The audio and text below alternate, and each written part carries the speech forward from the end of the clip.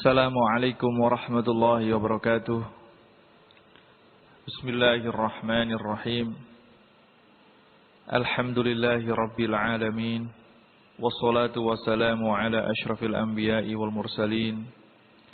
Sayyidina Muhammadin wa ala alihi wa ashabihi wa man tabi'ahu ila yaumiddin, amma ba'du.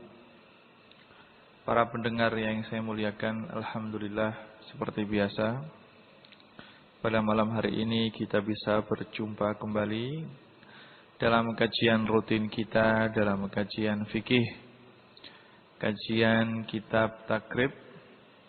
Alhamdulillah, dalam pertemuan kita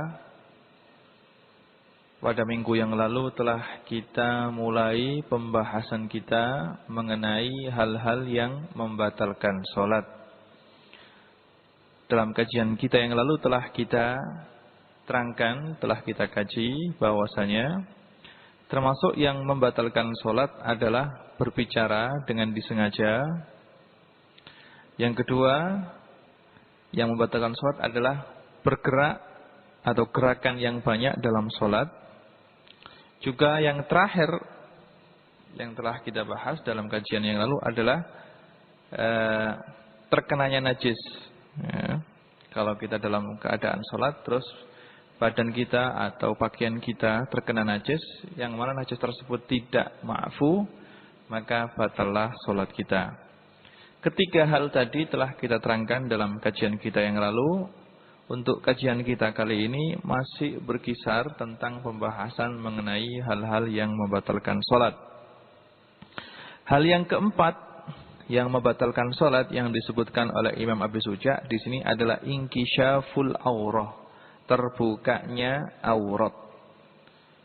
Telah kita ketahui bersama mengenai masalah aurat dalam kajian kita beberapa waktu yang lalu, bahwasanya auratnya orang laki-laki dalam sholat adalah dia harus menutupi bagian tubuhnya antara pusar dan lutut.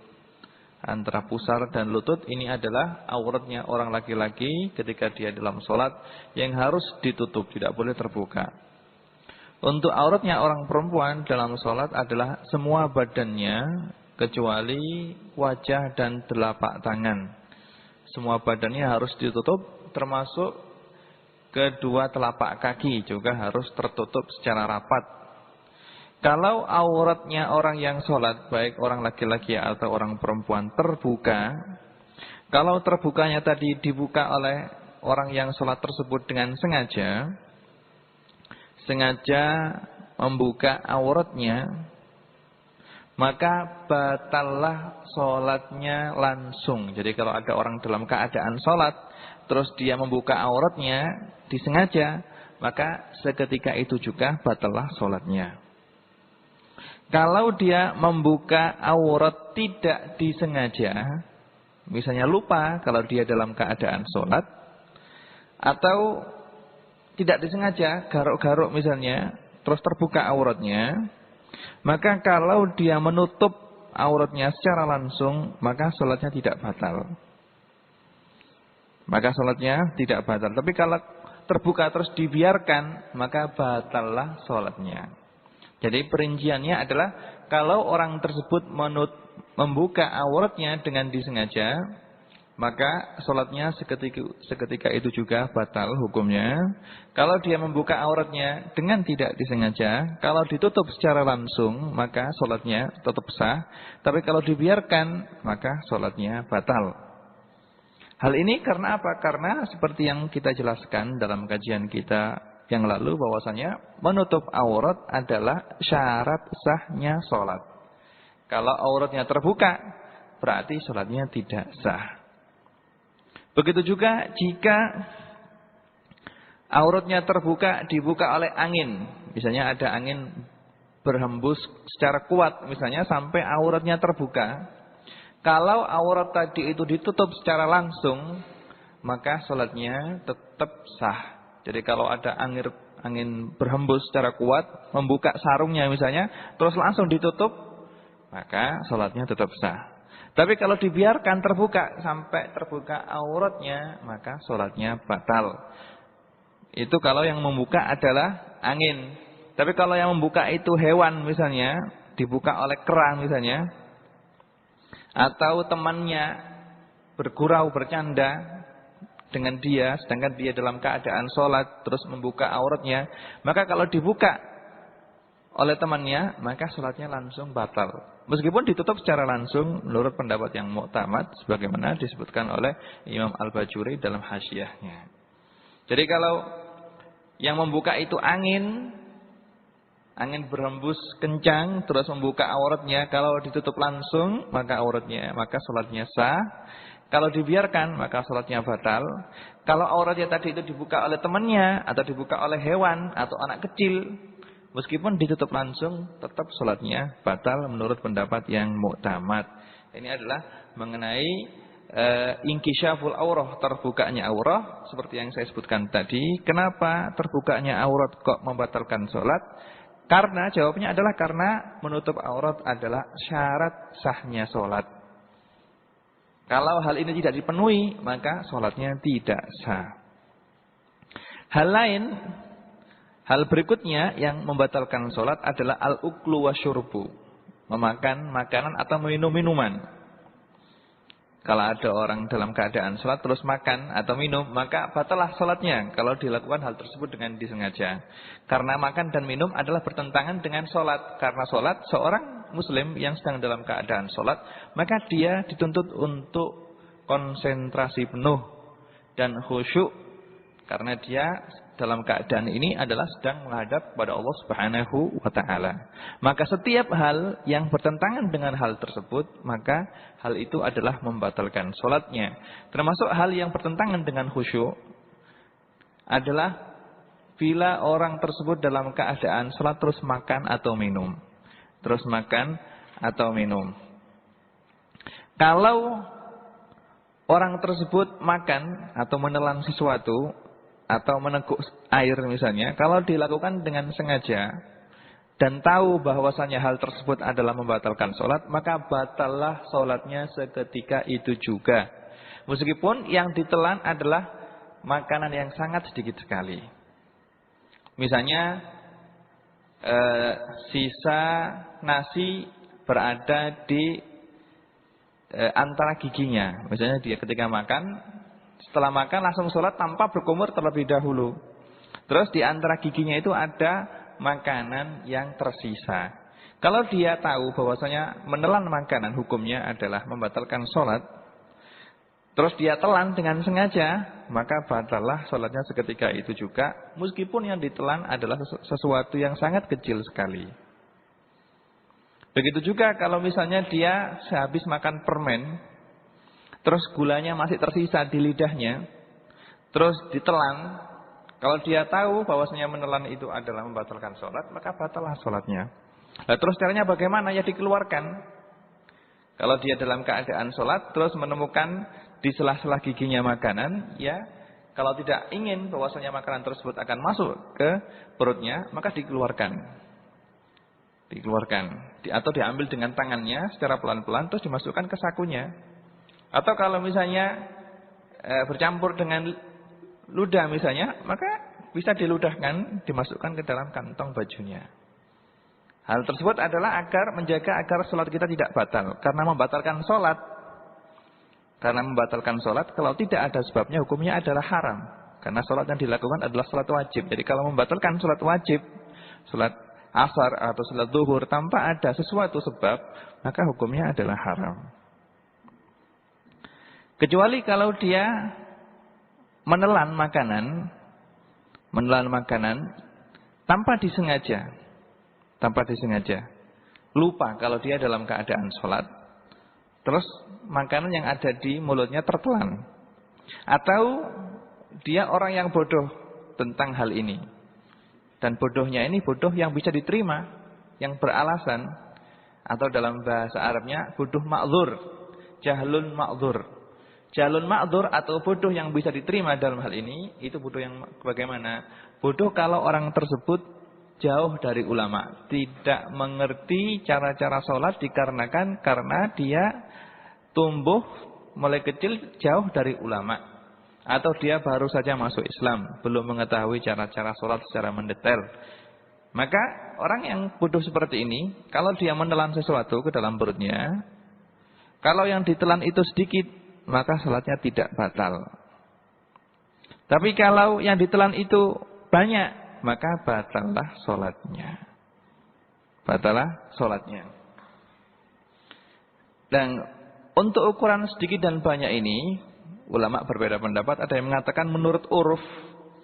Ada yang mengatakan bahwasanya sedikit banyak ini diukur dari kalau yang dimakan itu sudah sebesar biji jagung misalnya, maka hal tersebut sudah dikatakan banyak. Kalau ditelan maka apa? Maka batalah sholatnya. Jadi kalau yang ditelan itu banyak, terhitung banyak menurut ukuran yang ditetapkan oleh ulama, maka kalau ditelan meskipun dalam keadaan sengaja atau tidak disengaja atau bodoh tentang hukum, maka batalah sholatnya. Tapi kalau yang ditelan itu sedikit, kalau dia menelannya tadi tidak disengaja atau dia karena bodoh dengan hukumnya sholat, maka tidak batal sholatnya. Tapi kalau ditelan dengan sengaja dan tahu tentang hukum bahwasanya menelan sesuatu ketika sholat itu hukumnya adalah membatalkan sholat, maka sholatnya tidak sah. Batal seketika itu juga. Batal seketika itu juga. Ini adalah mengenai menelan makanan ketika dalam keadaan sholat atau menelan minuman ketika dalam keadaan sholat, hukumnya adalah membatalkan sholat. Karena apa? Karena sholat itu kita dituntut untuk khusyuk. Untuk khusyuk dan untuk tenang. Sedangkan menelan makanan atau menelan minuman itu adalah bertentangan dengan kekhusyuan yang dituntut oleh agama. Hal berikutnya yang membatalkan sholat yang disebutkan oleh Imam Abi Suja di sini adalah hadas. Hadas itu apa? Batalnya wudu. Misalnya kalau dia dalam keadaan sholat terus kentut, maka batallah sholatnya. Atau dalam keadaan sholat terus dia tersentuh dengan perempuan yang bukan mahramnya, maka batallah sholatnya. Dalam keadaan sholat terus dia kencing, maka batallah sholatnya. Karena apa? Karena syarat sahnya sholat adalah orang yang sholat harus suci dari hadas besar dan hadas kecil. Kalau orang tersebut dalam keadaan sholat terus berhadas, kentut misalnya, atau kencing, maka seketika itu juga batallah sholatnya. Batallah sholatnya, karena sholat tanpa syarat dan rukun tidak sah. Hal berikutnya yang membatalkan sholat yang disebutkan oleh Imam Abi Suja di sini adalah al-qahqahah, tertawa. Kalau ketawa tersebut, dari ketawa tersebut keluar dua huruf meskipun tidak bisa difaham, maka batallah sholatnya. Hal ini jadi ketawa ini hukumnya seperti bicara yang telah kita jelaskan dalam kajian kita pada minggu yang lalu. Kalau orang dalam keadaan sholat terus ketawa atau bicara, kalau keluar dari bicaranya itu dua huruf saja meskipun tidak bisa difaham, atau satu huruf yang bisa difaham, maka batallah sholatnya. Begitu juga hukum tanahnuh, hukum dehem dalam sholat, atau hukum menangis dalam sholat, atau hukum bersin dalam sholat, atau hukum batuk ketika sholat. Maka kalau hal tersebut dilakukan dengan disengaja, terus dari batuk tersebut atau bersin tersebut atau dehem tersebut keluar dua huruf, maka batallah sholatnya seketika itu juga. Kalau dilakukan dengan disengaja. Kalau dilakukan dengan tidak disengaja, maka tidak batal. Misalnya atau dilakukan karena terpaksa. Misalnya orang dehem tidak bisa membaca Fatihah kecuali dengan dehem. Karena tenggorokannya kering misalnya. Kalau tidak dehem tidak bisa membaca Fatihah, maka dehem ketika dalam keadaan seperti ini diperbolehkan. Tapi kalau tanpa ada sebab, maka dehemnya tersebut membatalkan sholat kalau keluar dua huruf dari dehem tersebut. Maka saya katakan qahqahah atau ketawa di sini membatalkan sholat seperti hukum bicara, yaitu kalau keluar dua huruf dari ketawa tersebut maka batallah sholatnya. Itu kalau dilakukan dengan disengaja. Hal lain yang membatalkan sholat berikutnya adalah taghayyurun niyah. Taghayyurun niyah, merubah niat. Kalau ada orang dalam keadaan sholat, terus dia azam atau berkeinginan untuk keluar dari sholat, untuk membatalkan sholatnya, atau dia ingin untuk keluar dari sholat dengan dikaitkan dengan hal lain. Misalnya dia niat ketika dalam sholat itu terlintas dalam hatinya, kalau seandainya hujan turun, maka saya akan membatalkan sholat saya. Maka kalau dia niat seperti itu, seketika itu juga batallah sholatnya. Jadi kalau ada orang dalam keadaan sholat, terus di dalam hatinya itu niat untuk keluar dari sholat, atau dia menggantungkan niat keluar itu dengan terjadinya sesuatu. Misalnya kalau ada telepon, maka saya akan membatalkan sholat saya. Atau dia bicara dalam hatinya, kalau ibu saya datang, maka saya akan batalkan sholat saya. Maka dengan adanya niat seperti itu dalam hatinya, sholatnya langsung batal. Atau dia ragu-ragu. Ragu-ragu misalnya bagaimana? Kalau misalnya ada telepon berdering, terus dia ragu-ragu. Saya batalkan tidak ya sholat saya? Saya batalkan tidak sholat saya? Maka batallah sholatnya. Karena apa? Karena sholat itu dituntut. Seperti yang kita jelaskan dalam kajian kita yang lalu. Dalam sholat kita dituntut untuk niat. Dan niat ini harus dilakukan dengan cara hazm. Dengan cara tegas. Jangan ada sedikit keraguan-raguan dalam niat. Jadi dalam niat itu kita harus tegas bahwasanya niat ini adalah niat untuk sholat sungguh-sungguh. Maka niat keluar dari sholat atau niat keluar dari sholat dengan menggantungkan terjadinya sesuatu, atau ragu-ragu dalam niat memutus sholat, maka dengan adanya hal-hal tersebut, hal ini adalah bertentangan dengan niat yang dituntut oleh agama, yaitu niat harus sungguh-sungguh dan benar-benar, jangan sampai tercampur dengan niat yang lain. Maka niat seperti ini bisa membatalkan sholat. Maka seperti yang saya katakan tadi, kalau ada orang yang dalam keadaan sholat, terus dalam hatinya itu mau niat keluar dari sholat, maka dengan sekedar niat ini saja batalah sholatnya. Atau ketika dia sholat, hatinya itu berkata bahwasanya kalau datang ibu saya, maka saya akan sambut, saya batalkan sholat saya. Dengan perasaan begini saja, atau dengan niat, atau dengan adanya niat seperti ini dalam hatinya, maka batallah sholatnya. Atau dia ragu-ragu. Ada telepon berdering, bagaimana ya? Saya angkat telepon apa enggak ya? Saya batalkan sholat saya apa enggak ya? Nah, dengan adanya niat ragu-ragu seperti ini, maka batalah sholat itu seketika itu juga. Karena seperti yang saya sebutkan, dalam sholat ini dituntut untuk niat secara tegas. Jangan sampai niatnya itu tercampur keraguan-raguan. Kalau tercampur keraguan-raguan seperti ini, maka sholatnya tidak sah. Hal berikutnya yang membatalkan sholat yang disebutkan oleh Imam Abi Suja di sini adalah berpaling dari kiblat. Seperti yang telah kita ketahui bahwasanya termasuk syarat sahnya sholat adalah harus menghadap kiblat. Kalau dalam keadaan sholat, terus orang yang sholat tersebut berpaling dari kiblat, kalau dia berpaling dari kiblat itu dia lakukan dengan sadar, dengan sengaja, maka batallah sholatnya langsung seketika itu juga. Jadi harus tetap dalam posisi menghadap kiblat.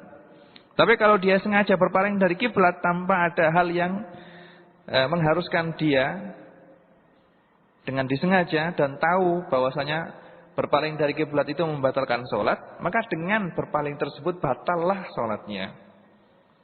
Dan yang dimaksud dengan berpaling di sini adalah berpaling dengan dada. Kalau dia sholat dalam keadaan berdiri, maka dadanya ini berpaling dari kiblat. Adapun menoleh ke kanan dan ke kiri dengan kepalanya, hukumnya adalah makruh, seperti yang kita jelaskan dalam kajian kita yang lalu.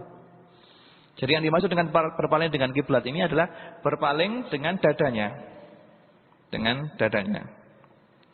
Nah, tapi Kalau orang tersebut berpaling dengan kiblat tidak disengaja atau dipaksa oleh orang lain, misalnya kalau ada teman, naudzubillah, misalnya temannya itu sering gurau atau punya kebiasaan jelek menggoda orang sholat misalnya. Kalau ada orang sholat terus temannya sholat terus dia angkat dia terus dipalingkan dari kiblat, maka kalau dia tidak kembali kepada posisi semula langsung, maka batal sholatnya. Tapi kalau dia ketika dipalingkan itu langsung kembali kepada posisi semula menghadap ke kiblat, maka sholatnya tetap sah. Tapi kalau tidak kembali, maka sholatnya batal. Ini kalau dia berpaling dari kiblat dipalingkan oleh orang lain. Tapi kalau dia berpaling sendiri dengan disengaja, maka dengan sekedar berpaling saja, maka batallah sholatnya seketika itu juga. Nah, hal ini adalah jadi hal ini adalah hal yang terakhir yang membatalkan sholat. Jadi yang membatalkan sholat itu seperti yang disebutkan oleh Imam Abi Suja. Di sini ada 9. Yang pertama, saya ulang, yang pertama adalah berbicara dengan sengaja. Yang kedua, gerakan yang banyak dalam sholat. Yang ketiga, terkenanya najis. Yang keempat, terbukanya aurat. Yang kelima, menelan makanan atau minuman ketika sholat. Yang keenam, datangnya hadas. Yang ketujuh, kohkoha atau ketawa atau dehem atau batuk dan bersin dalam sholat yang disengaja. Yang kedelapan adalah berubahnya niat. Yang terakhir adalah berpaling dari kiblat. Hal-hal ini adalah yang membatalkan sholat. Untuk masalah berikutnya adalah masalah bilangan adat atau bilangan jumlah rakaat dalam sholat. Di sini Imam Abi Suja mengatakan wa raka'atus sholawati al-mafrudati sab'a asyarata raka'ah. Yang artinya rakaat-rakaat dalam sholat yang diwajibkan adalah 17 rakaat. Dan ini sudah jelas ya. Karena bisa kita hitung sendiri. Zuhur 4 rakaat, asar 4 rakaat, maghrib 5 rakaat, isya 4 rakaat, subuh 2 rakaat. Kalau dijumlah semuanya, semua totalnya adalah 17 rakaat. Kemudian setelah ini Imam Abi Suja menerangkan mengenai orang yang sakit, yang tidak bisa menjalankan sholat dengan cara berdiri. Bagaimana caranya? Beliau menjelaskan, wa man ajaza anil qiyami fil fardhati shalla jalisan. Yang artinya barang siapa yang tidak mampu untuk berdiri, tidak bisa untuk berdiri, karena seperti yang saya jelaskan kemarin, berdiri adalah salah satu rukunnya sholat fardu. Sholat fardu harus dilakukan dengan cara berdiri. Kalau orang tersebut tidak mampu untuk berdiri dalam sholat fardu, sholat jalisan, maka dia sholat dengan cara duduk. Fa'in ajaza anil julusi, kalau dia tidak bisa sholat dengan cara duduk, sholat mutajian, maka dia sholat dengan cara tidur, dengan meletakkan bagian kanannya ke tanah. Terus waman ajaza, ini saja ya. Jadi waman ajaza anil qiyami fil fardhati shalla jalisan, fa in ajaza anil julusi shalla mutajian. Keterangannya secara lengkap adalah kalau ada orang seperti yang saya jelaskan berdiri dalam sholat fardu, hukumnya adalah wajib. Kalau orang tersebut tidak bisa melakukan sholat fardu dengan berdiri, dikarenakan sakit, punggungnya sakit. Kalau sholat berdiri maka sangat sakit sekali, sehingga dia tidak bisa khusyuk dalam sholat. Atau dokter mengatakan kalau Anda sholat dengan berdiri, misalnya tidak boleh berdiri, punya penyakit yang mana dokter menyarankan kamu jangan sampai berdiri, harus tetap dalam posisi tidur. Kalau berdiri maka penyakit kamu akan tambah parah, atau di sana akan ada penyakit baru. Atau kalau sholat berdiri misalnya dia sholat di kapal, misalnya kalau sholat berdiri maka akan datang pusing, kepalanya akan pusing dan dia akan mabuk misalnya. Nah, seperti dalam keadaan seperti ini, maka diperbolehkan orang tersebut untuk sholat dengan cara duduk. Hal ini adalah sebagaimana yang disebutkan dalam hadis yang diriwayatkan oleh Imam Bukhari dan Imam Muslim dan Imam Abu Dawud dan yang lainnya, bahwasanya Sahabatnya Rasulullah Shallallahu Alaihi Wasallam Imran bin Husain, beliau mempunyai penyakit ambeien, sehingga beliau tidak bisa sholat dengan cara berdiri. Maka ketika Rasulullah Shallallahu Alaihi Wasallam ziarah ke sahabatnya ini, sedangkan dia dalam keadaan sakit, pertama kali yang ditanyakan oleh sahabat yang dalam keadaan sakit ini adalah bagaimana ya Rasulullah cara sholat saya. Jadi ini adalah sahabat ini adalah sahabat yang memperhatikan masalah agama. Menganggap bahwasanya masalah agama ini adalah masalah yang pertama yang harus dia perhatikan. Karena masalah ini adalah yang berhubungan dengan kehidupannya di akhirat nanti. Kehidupan yang abadi. Maka yang pertama kali beliau tanyakan adalah bagaimana ya Rasulullah saya sholat. Kalau saya sholat berdiri saya tidak bisa sholat. Maka Rasulullah SAW ketika itu beliau memberikan jawaban. Sholli qa'iman, berdiri, sholatnya dengan berdiri. Fa'ilam tastati faqa'idan, kalau kamu tidak bisa sholat dengan berdiri, maka sholat dengan duduk. Fa'ilam tastati fa'ala jambin. Kalau tidak bisa sholat dengan duduk, maka sholatlah dengan cara tidur, dengan meletakkan bagian tubuh yang kanan ke tanah.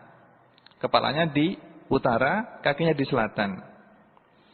Dalam riwayat yang lain, riwayatnya Imam Nasai ada tambahan, fa'ilam tastati famustalqiyan. Kalau kamu tidak bisa sholat dengan posisi seperti itu, maka kamu bisa melakukan sholat dengan posisi terlentang. La yukallifullahu nafsan illa wus'aha. Kemudian Rasulullah Shallallahu Alaihi Wasallam menutup perkataan beliau dengan berkata, Allah Subhanahu Wa Taala tidak memaksa hambanya untuk melakukan sesuatu kecuali sesuatu yang bisa dilakukan oleh hamba tersebut. Dan hal ini telah menjadi kesepakatan para ulama, telah menjadi ijma' para ulama bahwasanya kalau ada orang tidak bisa melakukan sholat dengan cara berdiri, maka dia boleh sholat dengan cara duduk. Kalau tidak bisa sholat dengan cara duduk, maka dia boleh sholat dengan cara tidur dengan meletakkan bagian tubuh sebelah kanan ke tanah. Kepalanya di utara, kakinya di selatan. Kalau tidak bisa, maka dia boleh sholat dengan cara mustalqiyan, terlentang, dengan meletakkan kakinya ke arah kiblat, kepalanya di arah timur. Hal ini telah menjadi kesepakatan oleh para ulama. Cuma dalam hal ini, kapan dia boleh sholat dengan cara duduk? Kapan dia boleh sholat dengan cara duduk? Jawabnya adalah kalau sekiranya dia sholat dengan cara berdiri, di sana ada masyaqqah. Sulit, ada masyaqqah. Yang mana masyaqqah ini menghilangkan kekhusyuan dia dalam sholat. Kalau seandainya saya sholat dengan berdiri, maka saya tidak bisa khusyuk. Karena saya punya penyakit, punya sakit punggung. Kalau saya berdiri lama, 1 menit saja, langsung saya terasa sakit sekali. Sehingga saya tidak bisa konsentrasi ketika dalam sholat. Kalau seperti ini, maka dia boleh sholat dengan cara duduk. Atau, seperti yang saya jelaskan tadi, kalau dokter yang bisa dipercaya mengatakan bahwasanya saya bisa mengobati sampean ini kalau memang sampean dalam posisi tidur terus, jangan berdiri terlebih dahulu. Dalam saat-saat ini harus dalam keadaan tidur. Kalau berdiri, maka di sana akan timbul sakit baru atau penyakitnya akan tambah parah atau kesembuhannya tambah lama. Dan Bapak akan merasa sakit sekali. Dalam hal ini boleh dia, karena pesan dari dokter seperti itu, maka dia boleh sholat dengan duduk. Kalau tidak bisa duduk, maka dia sholat dengan cara dalam posisi seperti yang saya sebutkan tadi, dengan tidur, bagian badan sebelah kanan menempel ke tanah dan kepalanya di utara. Kapan dia boleh meninggalkan duduk? Kalau seandainya dia sholat dengan cara duduk, maka ada masyaqqah. Yang masyaqqah ini bisa menghilangkan kekhusyuan dalam sholat, baru dia boleh sholat dalam keadaan seperti itu. Dan perlu diketahui, tidak boleh sholat dengan cara terlentang, kecuali dia tidak bisa sholat dengan cara yang saya sebutkan tadi. Dari berdiri, terus duduk, dari duduk, terus dia terlentang. Terus dia tidur dengan cara menempelkan kanannya badan ke tanah dengan posisi kepalanya di utara, kakinya di selatan. Kalau tidak bisa itu baru dia boleh terlentang dengan meletakkan kakinya ke kiblat dan kepalanya di arah timur. Nah, ketika terlentang ini harus kepalanya diganjal dengan bantal agar kepalanya bisa menghadap kiblat. Kepalanya bisa menghadap kiblat. Nah. Dan ketika sholat dengan cara terlentang atau dengan cara posisi kepala di sebelah utara, kaki di selatan, maka kalau dia bisa melakukan sujud dan rukuknya dengan cara duduk, maka dia harus duduk. Memang dia sholat dengan cara terlentang, tapi kalau dia mampu untuk duduk sebentar untuk melakukan rukuk dengan membungkuk sedikit terus melakukan sujud seperti biasa, kalau bisa dilakukan maka dia wajib untuk melakukan hal itu. Kalau tidak bisa maka dia sekarang melakukan rukuk dan sujudnya dengan cara isyarah dengan pakai kepala. Isyarah dengan pakai kepala. Kalau misalnya tidak bisa menggerakkan kepalanya, maka dia melakukan sholatnya dengan isyarah pakai kedipan mata.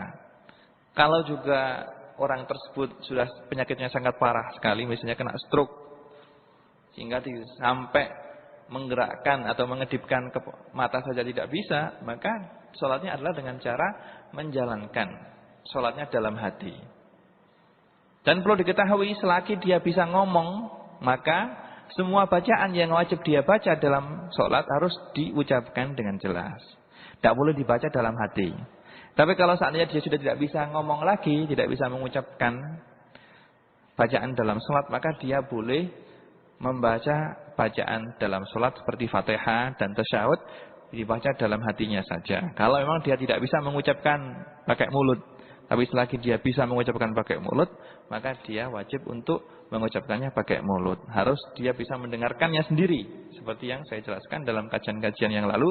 Tapi kalau dia tidak bisa, maka dia cukup mengucapkan bacaan-bacaan dalam sholat dalam hatinya saja. Yang penting dalam keadaan apapun dia wajib untuk melakukan sholat selagi akalnya masih ada. Selagi akalnya masih ada, masih waras, maka dia wajib untuk melakukan sholat. Kalau misalnya dia adalah orang yang dalam keadaan diikat misalnya, maka kalau dia tidak bisa melepas ikatannya, maka sholat dalam keadaan seperti itu. Nanti kalau sudah lepas dari ikatannya, maka dia mengqadha sholatnya. Ini adalah untuk mengenai sholatnya orang yang dalam keadaan sakit. Sebelum kita tutup kajian kita, di sini ada sebuah pertanyaan dari seorang pendengar.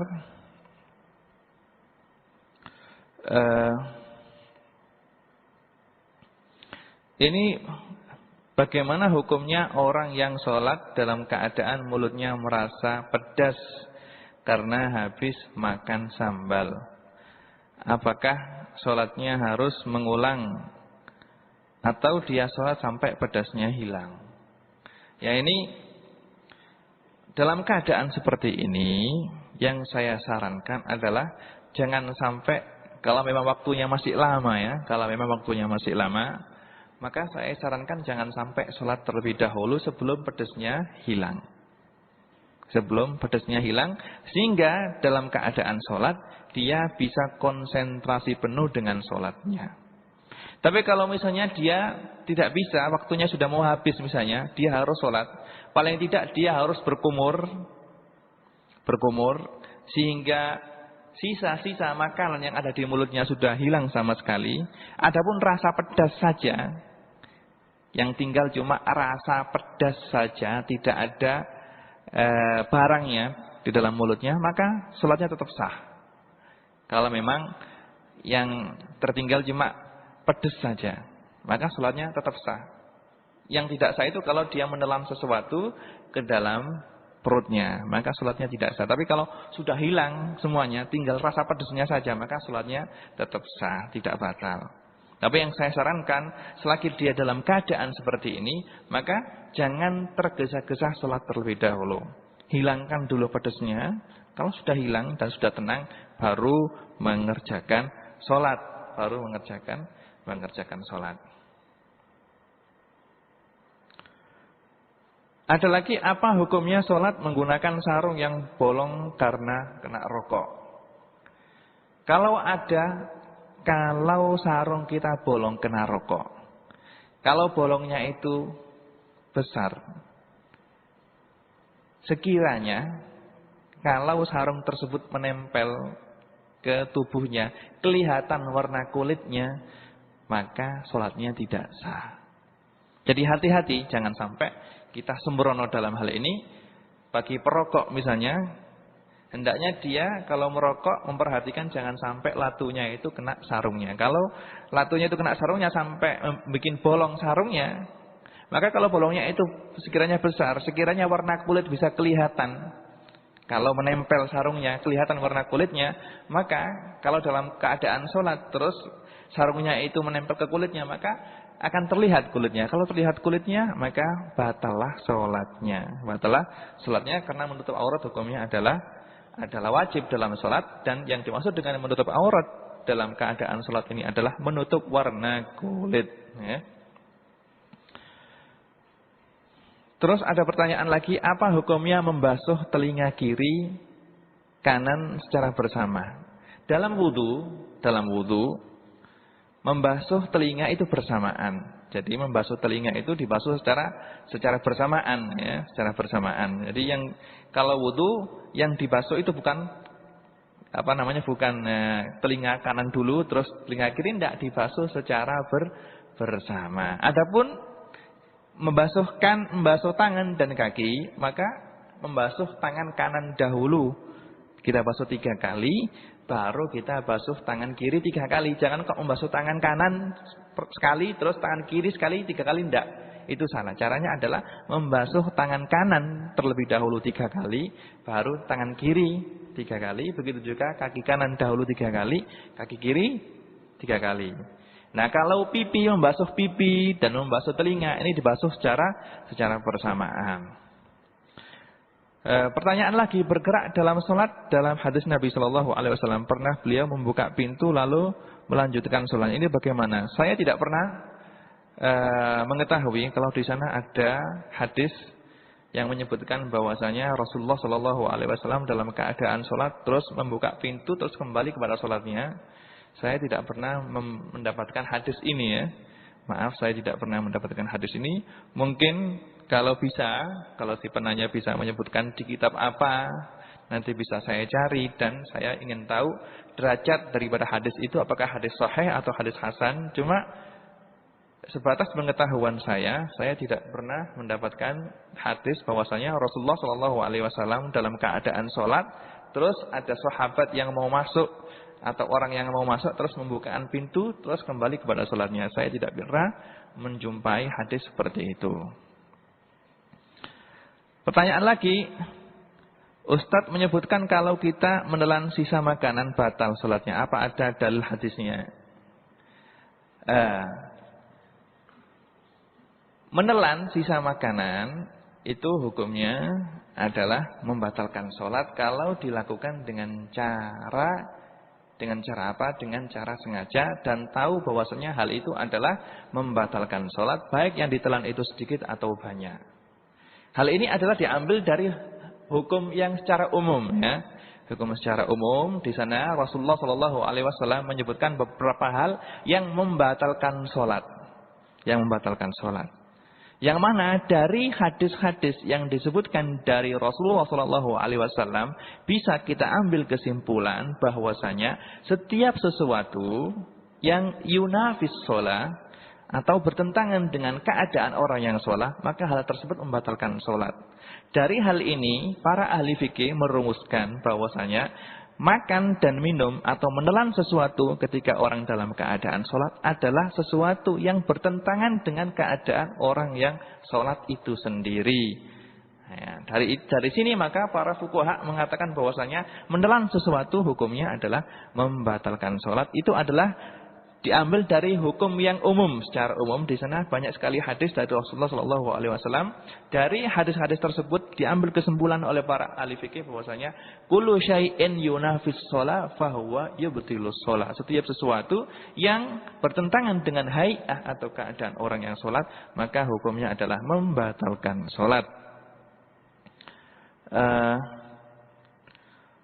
Pertanyaan lagi, Ustadz, di Mekah banyak yang bukan muhrim, bersentuhan itu bagaimana? Kalau menurut madhabnya ulama kita, ulama Syafi'iyah, menyentuh perempuan yang bukan mahram, bukan muhrim ya. Kalau muhrim itu artinya orang yang dalam keadaan ihram, tapi kalau mahram itu orang yang menjadi saudara dekat kita yang tidak boleh kita kawini, itu mahram. Menyentuh perempuan yang bukan mahram, yang mana sentuhannya itu kulit dengan kulit tanpa ada penghalang, maka sentuhan ini membatalkan sholat. Maka kalau di Mekah dalam keadaan berdesakan terus tersentuh orang laki-laki, tersentuh dengan perempuan yang bukan mahramnya, maka batallah wudunya. Kalau batal wudunya, maka batallah sholatnya. Dan dia tidak boleh sholat kecuali harus wudu terlebih dahulu. Dan ini adalah madhabnya ulama kita, ulama Syafi'iyah, madhab yang diikuti oleh orang-orang Indonesia.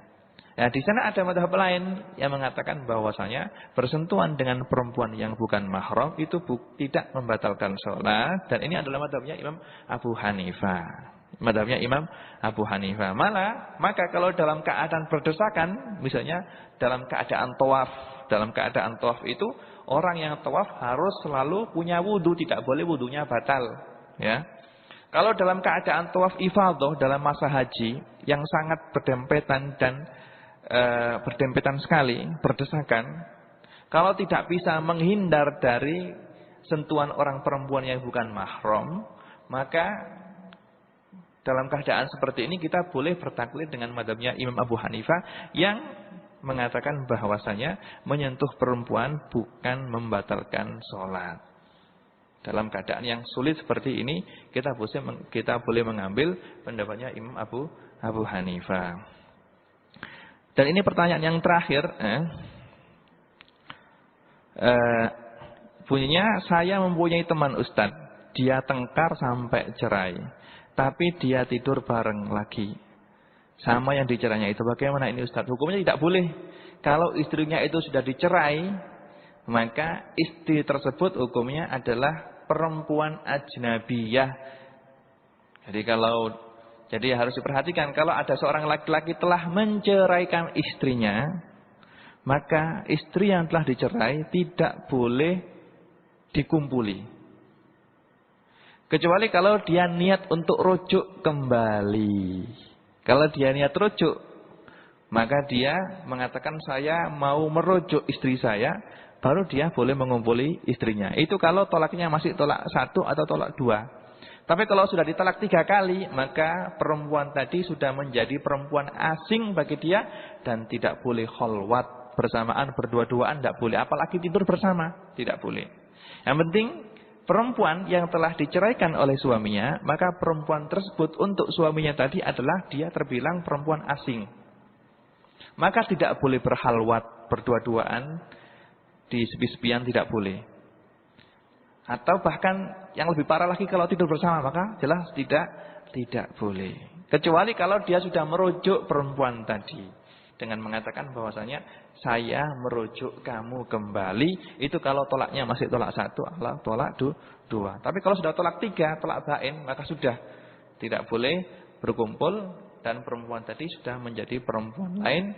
Boleh, tapi harus dengan akad baru dan harus perempuan tadi telah kawin dengan orang lain, dan orang lain suami yang kedua tadi telah kumpul dan telah berkumpul dengan perempuan tadi terus diceraikan, baru boleh dikawini lagi oleh laki-laki yang pertama. Nah, sekiranya cukup sekian kajian yang bisa kita ambil untuk kesempatan kita kali ini. Mudah-mudahan apa yang kita kaji dan kita pelajari pada malam hari ini bermanfaat dan bisa kita amalkan untuk kehidupan kita sehari-hari.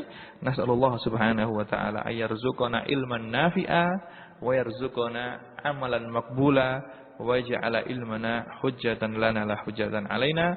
Wa sallallahu ala sayyidina Muhammadin wa ala alihi wa sahbihi wa sallam. Subhana rabbika rabbil izzati amma yasifun. Wassalamun alal mursalin walhamdulillahi rabbil alamin. Wassalamualaikum warahmatullahi wabarakatuh.